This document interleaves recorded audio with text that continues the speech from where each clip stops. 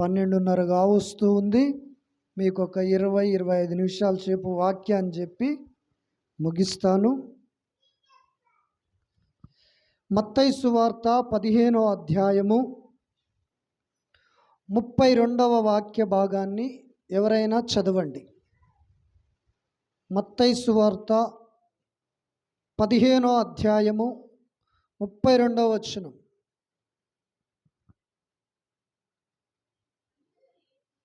అంతటా యేసు తన శిశువులను పిలిచి, ఈ జనులు నేటికి 3 దినముల నుండి నా యొద్దనున్నారు, వారికి తిననేమీయూ లేదు, గనుక వారి మీద కనికెరపడుచున్నాను. వారు మార్గములో మూర్ఛపోవుదురేమో అని వారిని ఉపవాసముతో పంపివేయుటకు నాకు మనస్సు లేదని వారితో చెప్పగా. చాలు. హల్లెలూయా, దేవునికి స్తోత్రం. ఇక్కడ యేసయ్య శరీరధారిగా ఉన్న దినాలలో ఆయన ఎక్కడ ఉన్న ప్రజలు తండోపతండోపలుగా వచ్చేవారు, గుంపులు గుంపులుగా ఉండేవారు. గనుక ఆయన అరణ్య ప్రాంతాన్ని ఎంచుకొని అరణ్యములో ఉన్నప్పుడు అక్కడికి రోగులు, వ్యాధిగ్రస్తులు, రకరకాల బాధలు, సమస్యలు, ఇరుకులు, ఇబ్బందులు కలిగిన ప్రజలందరూ వచ్చారు. అక్కడ యేసయ్య చెప్పుతున్న మాటలు వినటము ద్వారాగా వారికి టైం తెలియకుండా గడిచిపోయింది. ప్రభు అంటూ ఉన్నాడు, శిశువులను పిలిచి, ఈ జనులు నేటికి 3 దినములు గడిచినవి. మనం ఆరాధిస్తున్న దేవుడు కఠినస్థుడు కాదు, ప్రేమ కలిగిన దేవుడు. ఈ ప్రజలు 3 దినాలు నా యొద్ద ఉన్నారు, ఉపవాసం ఉన్నారు. గనుక వీరు మరలా తిరిగి వెళ్ళేటప్పుడు మార్గములో ఎక్కడన్నా సొమ్మసిల్లి పడిపోతారో ఏమని ప్రభు కనికెరపడి ఉపవాసముతో పంపివేయుట నాకు మనస్సు లేదు అని శిశువులతో ఈ సంభాషణ జరుగుతూ ఉంది. ప్రియులారా, యేసయ్యకు తన బిడ్డలు ఉపవాసం ఉండుట ఇష్టం ఉండదు. నీవు గనక భక్తి విషయములో పౌరుషము కలిగి, రోషము కలిగి, సీము నెత్తురు నీలో ఉంటే ఆయన పాదాలు పట్టుకొని పెనుగులాడు, నీ ప్రార్థనకు ప్రతిఫలాన్ని దేవుడిస్తాడు. ఆమేన్, హల్లెలూయా, దేవునికి స్తోత్రం. ప్రభే మాట్లాడుతూ ఉన్నాడు, 3 రోజులు వారు నా యొద్ద ఉన్నారు. ఎన్ని రోజులండి? 3 రోజులు. మనం వారంలో ఒక్కరోజు కూడా కరెక్ట్ టయానికి రావట్లేము. మనం ఎట్లా పొందుతామండి దీవెన? మన ముందు దరిద్రం నడుస్తుంది, మనం వెనక నడుస్తున్నాం. వాళ్ళు 3 దినాలు యేసయ్య దగ్గరుండి ఉపవాసం ఉండి మాటలు విన్నారు. పోనీ ఆదివారం నాడు ఒక పూటన్న ఉపవాసం ఉంటున్నావా? కడుపు నిండా బ్యావ్ అనేటట్టు తినేస్తున్నారా? హల్లెలూయా. ప్రభు నీతో మాట్లాడాలంటే, నీ యందు కనికెరపడాలంటే, నీవు తలంచిన కార్యము సఫలము కావాలంటే, నీవు కోరుకున్న ప్రార్థన నీకు ఆశీర్వాదకరముగా తిరిగి రావాలంటే ఆయన పాదముల దగ్గర వేచి ఉండాలి, ఉపవాసం ఉండి ప్రార్థన చేయాలి. అప్పుడు యేసయ్య మనసు కరిగిపోద్ది. ఇందాక దానా చెప్పుతుంటే నా కళ్ళల్లో నీళ్లు తిరిగిపోయినవి. ఏడవాలనిపించింది, కానీ మీ ముందు ఏడిస్తే అదొక ఇగో నన్ను తట్టేసింది, ఏడవద్దని. చూడండి, ఒక మనిషి బాధ, ఒక మనిషి ఇంటనే మనకి ఏడుపు వస్తుంది. మనలో కోపం ఉంటుంది, మనలో అసూయత ఉంటుంది, మనలో కఠినత్వం ఉంటుంది, మనలో దేశం ఉంటుంది, కానీ యేసయ్యలో కోపం ఉండదు, దేశం ఉండదు, కఠినం ఉండదు, అసూయత ఉండదు. ఆయన దీన మనస్సు కలిగిన వాడు. ఆయన ఎంత ఏడుస్తాడు నువ్వు ఏడిస్తే. ఒక సాధారణమైన మనిషి చెప్పితే, ఒక మనిషి ఏడిస్తే ఆయన మమతామూర్తి, మమతను పంచే దేవుడు. నువ్వు ఉపవాసం ఉండి యేసయ్య మాటలు వింటే నీ గురించి దేవుడు కనికెరపడడా, జాలిపడడా, ఆలోచించడా, అద్భుతము చేయడా? ఖచ్చితంగా చేస్తాడు. ప్రభు అంటూ ఉన్నాడు, ఈ ప్రజలు నేటికి 3 దినములు నా యొద్ద ఉన్నారు. ఎలా ఉన్నారు? ఉపవాసం ఉన్నారు. అందుకనే వారిని పస్తులుంచుటకు నాకు ఇష్టము లేదు. మనసు అంటే ఇష్టము, అంతే కదా. మనసు ఉంటేనే ఎవరికైనా మనం 10 రూపాయలు ఇస్తాం, ఓ వ్యక్తితో మాట్లాడతాం, దాన్నే ఇష్టము అని కూడా అంటారు. కొంతమంది అంటారు, ఆ అబ్బాయిని ఆ అమ్మాయి ఇష్టపడ్డది అంటే మనసు బారేసుకుంది కనుక, దరిద్రం వచ్చింది కనుక. హల్లెలూయా, దేవునికి స్తోత్రం. గనుక నా ప్రియమైన దేవుని సంగమా, సంఘబిడ్డలారా, నీవు ఉపవాసం ఉండి ప్రార్థన చెయ్యగలిగితే నీవు పొందలేని కార్యమంటూ ఏది ఉండదు, నువ్వు అందుకోలేనిది ఏది ఉండదు. 3 దినాలు ఉపవాసం ఉండి ఎస్తేరు, మొర్దెకయ, యూదులు వీరు 3 దినాలు ఉపవాసం ఉండి ప్రార్థన చేశారు. అశ్వారోసు రాజు కాలములో ఆమాన్ అనే వ్యక్తి ఆ రాజు కింద ఉండి యూదులనందరినీ చంపాలని ఒక ఆలోచన కలిగి ఉన్నాడు. ఎందుకో తెలుసా? ఆ రాజు యొక్క కోటలో ఉన్నవారందరూ ఆమానుకు నమస్కారము చేస్తారు, కానీ మొర్దెకయ నమస్కారము చేయడు, వాడిని లెక్క పెట్టడు, వాడిని నిర్లక్ష్య పెడుతూ ఉంటాడు. గనుక ఈ ఆమానుకు ఏమొచ్చిందంటే, మొర్దెకయను లేకుండా చేస్తే, యూదులను లేకుండా చేస్తే నేను తిరుగులేని వ్యక్తిగా రాజు దగ్గర రాజ్య యొక్క పరిపాలనలో ఉంటానని ఓ దురాలోచన కలిగి యూదులందరినీ చంపివేయాలని ఆలోచన కలిగి ఉంటాడు. ఆ ఆలోచన మొర్దెకయ్యకు తెలిసిపోతుంది. అతని యొక్క ప్లానింగ్ అంతా మొర్దెకయ్య తెలుసుకొని రాజు నగరము దగ్గర గుమ్మముల ఎదుట గోనెపట్ట కట్టుకొని ఉపవాసం ఉంటూ తిరుగుతూ ఉంటాడు. ఆ విషయమును తెలుసుకున్న ఎస్తేరు ఎందుకు మొర్దెకయ్య అలా ప్రవర్తిస్తున్నాడని చెప్పినప్పుడు మనిషిని పంపి మొర్దెకయ్యతో మాట్లాడినప్పుడు మొర్దెకయ్య చెప్పుతాడు, ఆమాను యూదులనందరినీ సంపాలని కుట్ర కలిగి ఉన్నాడు. నేను ఇక్కడికి ఎందుకు వచ్చామో తెలుసా? దేవుని చిత్తమును నెరవేర్చడానికి వచ్చాము. ఒకవేళ నేను చిత్తానికి తప్పిపోతే దేవుడు ఇంకెవరినైనా ఏర్పాటు చేసుకుంటాడు. 3 దినాలు ఉపవాసం ఉండి ప్రార్థన చేయని మొర్దెకయ్య ఎస్తేరుకు కబురు పంపిస్తాడు. ఎస్తేరు తన పనికత్తెలు 3 దినాలు ఉపవాసం ఉంటారు, యూదులందరూ ఉపవాసం ఉంటారు. మొర్దెకయ్య ఉపవాసం ఉండి 3 దినాలు ప్రార్థన చేస్తారు. 3వ దినమున ఎస్తేరు రాజుకి ఎదుటికి వెళ్ళినప్పుడు, రాజు పిలవకుండా ఏ వ్యక్తి గనుక రాజు ఎదుటికి వెళ్ళినా వాడికి మరణశిక్ష విధించాలనేది రాజనీతి, వాళ్ళు పెట్టుకున్న చట్టం. ఎస్తేరు అలా వెళ్ళినప్పుడు రాజు హృదయములో దయ పుట్టి దండము ఆమె వైపు తిప్పుతాడు. రాణి, నువ్వేం కోరుకుంటావో కోరుకో, నా రాజ్యములో సగరాజ్యము నీకు ఇస్తా అన్నప్పుడు, అయ్యా ఇలాగా చేస్తూ ఉన్నాడు పలానా వ్యక్తి అన్నప్పుడు, ఎవడైతే యూదులను ఉరికొంబం మీద ఉరిదీయాలని ఉరికొయ్యను తయారు చేశాడో, తయారు చేసిన వాణ్ణి ఆ ఉరికొంబం మీద ఉరిదీసేటట్లుగా దేవుడు చేశాడు. ప్రియులారా, దానికంతటికి కారణం 3 దినాలు ఉపవాస ప్రార్థన. ఒకవేళ నువ్వు 2025 సంవత్సరాన్ని ఆశీర్వాదకరముగా గడపాలనుకుంటున్నావా? దీవెనకరముగా ఉండాలనుకుంటున్నావా? ఆయన కృపాక్షేమములు నీ వెంట రావాలని తలంచుచున్నావా?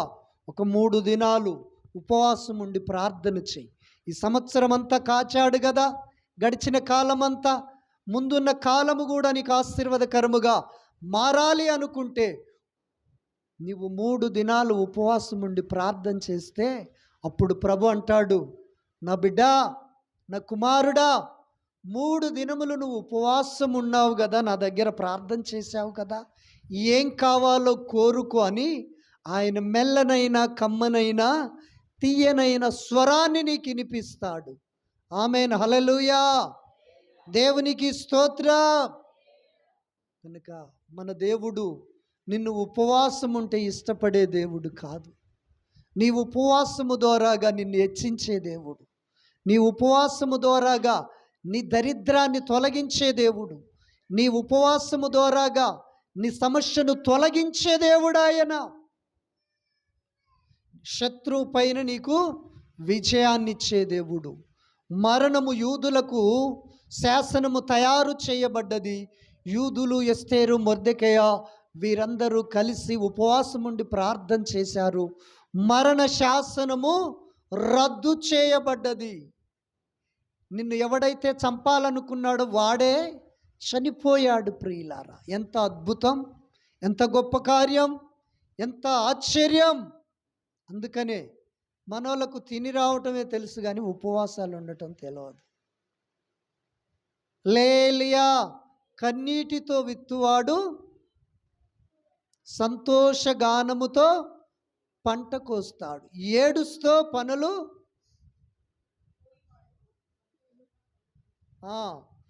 గనుక నువ్వు ఏడుస్తో ఏ పని చేసినా దేవుడు మరలా నీకు ఆనందాన్ని కలగచేసి నీ పంట పొలాన్ని అనగా ఆశీర్వాదాన్ని ఎత్తుకొని తిరుగుతావు. కనుక కన్నీటితో ఉపవాస ప్రార్థనలు చేయండి. దేవుడు మిమ్మలను, మీ కుటుంబాలను దీవిస్తాడు. ఆమేన్, హల్లెలూయా. ఎస్తేరు గ్రంథం 4వ అధ్యాయం మీరు చదువుకోండి. అక్కడ వాళ్ళు 3 దినాలు, ఇప్పుడు కాదు, ఇంటికి పోయినాక. ఇప్పుడు నేను ఒక వచనాన్ని చూపిస్తే దాన్ని మర్చిపోతారుగా, అది చదివేసి ఇంటికి పోయినాక చదవండి. వాళ్ళు 3 దినాలు ఉపవాసం ఉన్నారు, దేవుని కార్యాన్ని పొందుకొని ఉన్నారు. లేలియా, దేవునికి స్తోత్రం. కనుక నా ప్రియమైన దేవుని బిడ్డలారా, మన దేవుడు కనికెర సంపన్నుడు. నీ పట్ల కనికెరమును చూపాలని చూస్తున్న దేవుడు, నిన్ను కరుణించాలని చూస్తున్న దేవుడు, నిన్ను హెచ్చించాలని చూస్తున్న దేవుడు. నీవు గనుక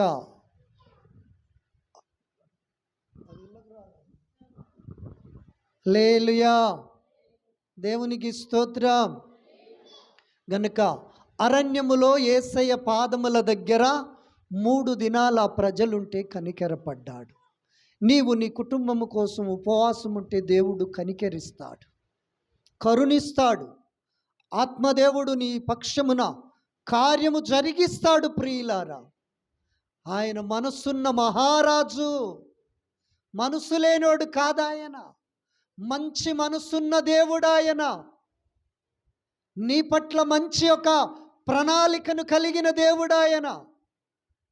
నీవు ఉపవాసం ఉండి ప్రార్థన చేయి, నిన్ను, నీ కుటుంబాన్ని దీవిస్తాడు, నిన్ను, నీ పిల్లల్ని దీవిస్తాడు, నిన్ను, నీ యొక్క కలిమిడి కలిగి ఉన్న సమస్తాన్ని సమృద్ధికరముగా మార్చే దేవుడు. ప్రియులారా, హల్లెలూయా. ఒకవేళ నీ మనస్సాక్షి, నేను పాపము చేశాను కదా, ప్రభును నమ్మి తప్పిపోయాను కదా, త్రొట్టిల్లాను కదా, పడిపోయాను కదా అని నువ్వు అనుకుంటున్నావేమో, యోనాను పంపి నినేవే పట్టణాన్ని రక్షించిన గొప్ప దేవుడు నీకోసం ఏదో ఒక వాక్కును దైవ సేవకుని ద్వారా వినిపించి నీవు ఉండిన ఉపవాసము ద్వారాగా నిన్ను సరిచేస్తాడు, పరిశుద్ధపరుస్తాడు, పవిత్రపరుస్తాడు. మరలా ప్రతిష్ఠించుకొని ఆ ప్రతిష్టతను నువ్వు నిలబెట్టుకునే సామర్థ్యాన్ని దేవుడు నీకిస్తాడు. ఎప్పుడో తెలుసా? నువ్వు ఉపవాసం ఉండి ప్రార్థించినప్పుడు. నినే పట్టణ ప్రజలు 3 దినాలు ఉపవాసం ఉండి గోనెపట్ట కట్టుకొని, ఇగో ఇలాంటి పశువులు, ఇలాంటి జీవులు నీళ్లు తాగలే, మేత మేయలే, ఆ ప్రజలు అన్నము తినలే, నీళ్లు తాగలే, రాజుతో సహా సింహాసనము దిగి గోనె పట్ట కట్టుకొని బూడిదలో కూర్చొని 3 దినములు ఉపవాసముండి ప్రార్థన చేశారు. ఆ పట్టణము మీదికి రావలసిన దేవుని ఉగ్రత రాలేదు ప్రియులారా. వారి పాపము క్షమించబడి ఉన్నది. యోనా గారు అంటాడు, వారు బహుదుర్మార్గులయ్యా, ఘోరపాపులయ్యా, వారు నా మాట వినరయ్యా, నేను వెళ్ళనయ్యా ఆ ఊరికి అని అంటే దేవుడు విడిచిపెట్టలే. ఎందుకో తెలుసా? నినే పట్టణ ప్రజలు యోనా ఎప్పుడైతే ప్రకటన చేస్తాడో 3 దినాలు ఉపవాసం ఉంటారని దేవునికి తెలుసు. పశ్చాత్తాపడతారని దేవునికి తెలుసు. మారు మనసు పొందుతారని దేవునికి తెలుసు. దుర్మార్గతను విడిచిపెడతారని దేవునికి తెలుసు. పాపాన్ని అసహించుకుంటారని దేవునికి తెలుసు గనక యోనా అబద్ధమాడి వేరే బస్ ఎక్కినా తీసుకొచ్చి ఆ ఊరిలో మరలా నిలబెట్టాడు. నీవు నేను ఒకవేళ తప్పిపోయామేమో, పడిపోయామేమో, దుర్మార్గులముగా బ్రతుకుచున్నామేమో, నీతి లేక జీవిస్తున్నామేమో, పొద్దాక అబద్ధాలాడుతూ కాలం గడుపుతున్నామేమో, నీ మనస్సు మార్చుకో, పశ్చాత్తాపడు, 3 దినములు ఉపవాసం ఉండి ప్రార్థన చెయ్యి. ప్రభు నీ యందు కనికెర పడతాడు. ప్రభు నీ యందు జాలి పడతాడు. ప్రభు నిన్ను ప్రేమిస్తాడు. ఆయన మనస్సు నీ వైపు త్రిప్పబడుతుంది. ఆయన ముఖము నీ వైపు మళ్లించబడుతుంది. ప్రియులారా, కొంతమందిని మనము మందలిస్తే ముఖము చాటేసుకుంటారు. కొంతమందిని మనము పలకరిస్తే పెడార్థముగా మాట్లాడుతారు. కానీ నా దేవుడు అలాంటి వాడు కాదు. ఆయన ప్రేమ కలిగిన దేవుడు, ప్రేమపూర్ణుడు ఆయన. గనుక నీవు గనుక 3 దినములు ఉపవాసం ఉండి సరిచేసుకోగలిగితే, దిద్దుకోగలిగితే, మారగలిగితే, మార్పు చెందగలిగితే దేవుని కార్యము నీ బ్రతుకులో నువ్వు చూస్తావు. దేవుని అద్భుతము నీ జీవితములో జరుగుతుంది. నేటికి ఈ ప్రజలు 3 దినములు నా యొద్దనున్నారు. నీవు అలాగ ప్రభు యొద్ద ఉండగలిగితే ఏదైతే నువ్వు పొందలేకపోయావో దానిని పొందేటట్లుగా నా దేవుడు సిద్ధపరుస్తాడు. ఆమేన్, హల్లెలూయా, దేవునికి స్తోత్రం. మన సంఘానికి వచ్చే సిస్టర్ ఇందాక అమ్మగారు చెప్పాది కదా సాక్ష్యం, భర్త చనిపోయాడు, నా జీవితం అయిపోయింది, ఇక నేను బ్రతకటం వేస్ట్, ఇక నాకేముంది ఈ లోకములో, నేను ఈ లోకానికి స్వస్తి చెప్పాలి అని నిర్ణయం తీసుకుంది. దేవుడు మాట్లాడాడు, వారి ఊరికి పంపించాడు. అక్కడ చిన్న వాక్యం చెప్పాను. నేను పెద్దగా మర్మం ఏం చెప్పలే, లోతైన సందేశం ఏమి బోధించలే. ఓ రాజా, నీకు ప్రత్యుత్తరం ఇవ్వాల్సిన అవసరము మాకు లేదు. మండుచున్న వేడి అగ్నిగుండములోని రక్షించుటకు మా దేవుడు సమర్థుడు. ఒకవేళ రక్షించకపోయినా పర్వాలేదు, కానీ నీ బొమ్మకు మేము మొక్కం అనే ఈ వాక్యాన్ని తీసి చెప్పి 4 మాటలు చెప్పాను. బ్రతకాలనే కోరిక, జీవించాలనే ఆశ, నా పిల్లలకు నేనుండాలనే ఒక ప్రేమ దాతృత్వము ఆ మాటల ద్వారాగా పరిశుద్ధాత్ముడు హృదయములో కలగచేసి బలపరిచాడు. అద్భుతం. 2 జాబులు తన కాళ్ళ దగ్గరికి వచ్చాయి. ఒక జాబును విడిచి మంచి జాబును ఎంచుకొని పర్మనెంట్ అయింది. కాంటాక్ట్ బేసిక్స్లో ఉన్న సిస్టర్, ఆమె అలవాటు ఏందో తెలుసా? ప్రతి శుక్రవారము ఉపవాసం ఉండి ఫోన్లో ప్రేయర్ చేయించుకుంటుంది. తన ఒక డ్యూటీలో ఉన్న ప్రతి శుక్రవారం ఫోన్లో ప్రార్థన చేయించుకుంటుంది. ఆమె యొక్క నడిపింపు, ఆమె సమర్పణ, ఆమె తీర్మానము కట్టుబడ్డది గనుక ఈరోజు నీవు నేను పొందలేని ఆశీర్వాదం ఆమె పొందింది. ప్రియులారా, యూట్యూబ్లో వాళ్ళ యొక్క మన ఆత్మదేవ ఛానల్ యూట్యూబ్లో వారి యొక్క గృహము ఏమంటారు ప్రవేశ కార్యక్రమం పెట్టాము, చూడండి. మన దేవుడు అద్భుతాలు చేసే దేవుడు అండి. ఆయన పిల్లలకి చేయకపోతే ఇంకోళ్ళకి చేస్తాడు. నువ్వు పొందలేదంటే నువ్వు ఆయన బిడ్డవు కాదు. ఆయన మనకు చేయకపోతే ఎవరికి చేస్తాడండి?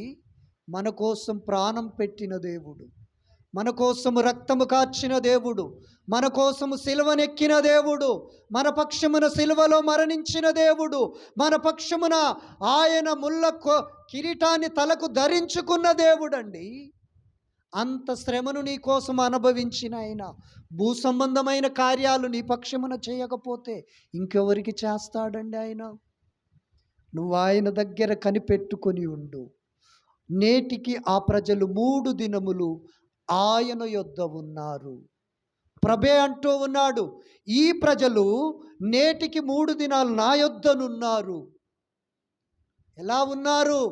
ఉపవాసం ఉండి దేవుని మాటలు విన్నారు.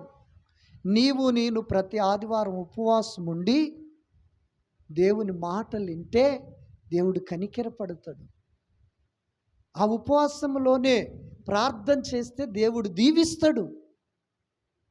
కడుపు నిండా దీని బ్యావ్ అంటే ఏమీ రాదు, గ్యాస్ ప్రాబ్లమే వస్తుంది. కనుక నా ప్రియమైన దేవుని సంగమా, సంఘబిడ్డలారా, దేవుడు ఈరోజు నీతో మాట్లాడుతూ ఉన్నాడు. నిన్ను దీవించాలని నీతో మాట్లాడుతున్నాడు. నీ కట్లు విప్పబడాలని నీతో మాట్లాడుతూ ఉన్నాడు. నీ శ్రమను తొలగించాలని నీతో మాట్లాడుతూ ఉన్నాడు. నీ పాప స్వభావము తొలగించుకోవాలని నీతో మాట్లాడుతున్నాడు. నీ నటన జీవితము నుండి విడుదల పొందాలని నీతో మాట్లాడుతూ ఉన్నాడు.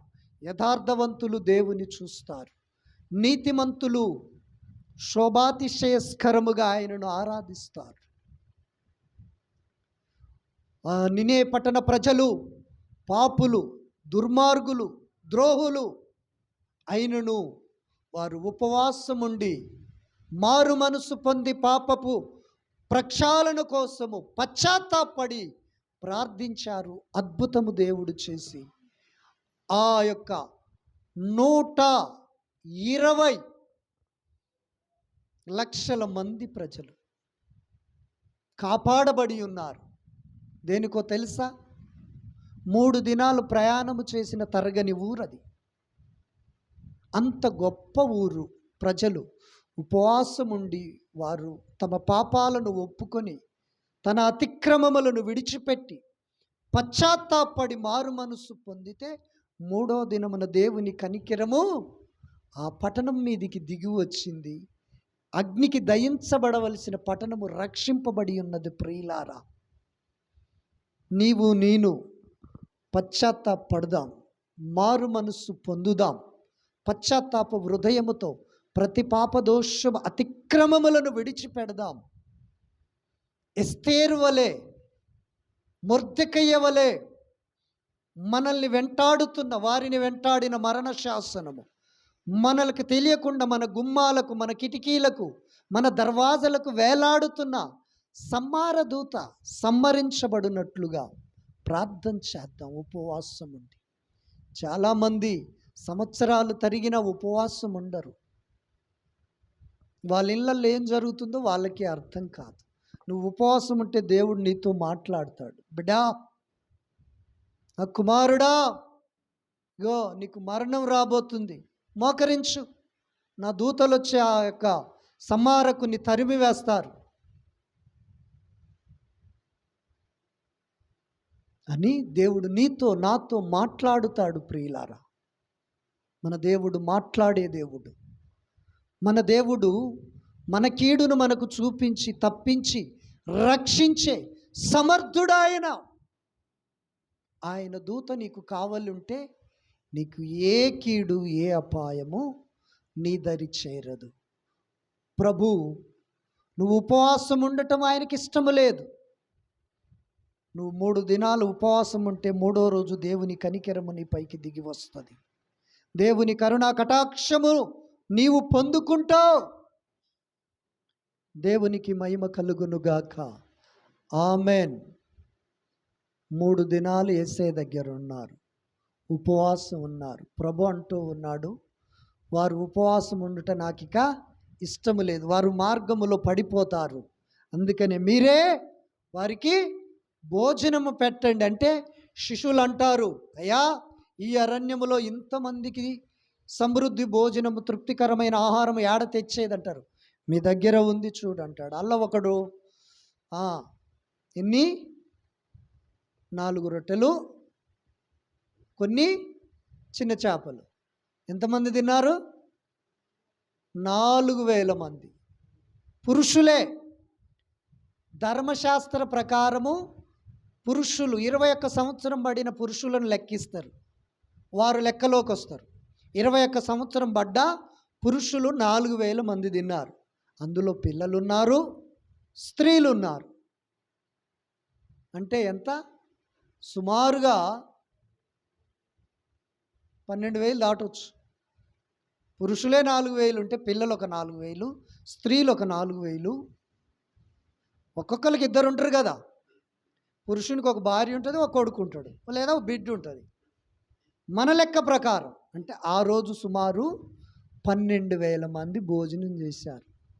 మళ్ళీ ఎన్ని గంపలు మిలిగాయి? 7 గంపలు మిలిగాయి. అంతేనా? 12 గంపల. స్తోత్రం. హల్లెలూయా. గనుక మన దేవుడు అద్భుతాలు చేసే దేవుడు. నీవు ఆయన చేతికి అప్పగించుకో, నీవు ఆయనకు లోబడు, నీవు ఆయన వాక్య ప్రకారము జీవించు. అద్భుతాలు నీ కుటుంబంలో దేవుడు చేయబోతూ ఉన్నాడు. దేవుడు ఈ మాటలు మనందరికీ ఆశీర్వాదకరముగా మార్చునుగాక. ఆమెన్. ప్రభు కృప మనకు తోడయుండునుగాక. ఆమెన్.